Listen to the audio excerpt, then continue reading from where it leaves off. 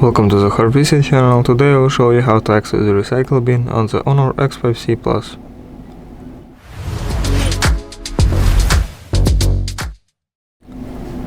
So first of all, locate your Files app.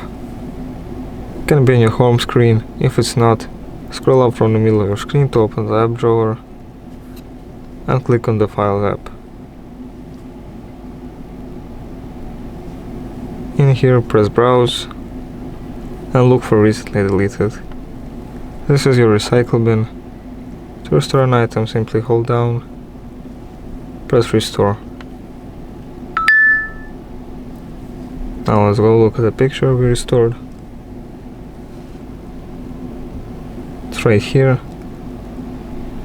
Now I will show you how to empty the recycle bin.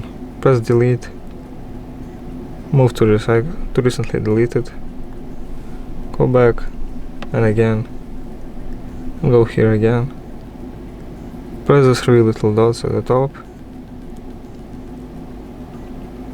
and press Clear. The recycle bin empties automatically after 30 days, so you don't have to do this. But if you have something sensitive to delete, you can do this.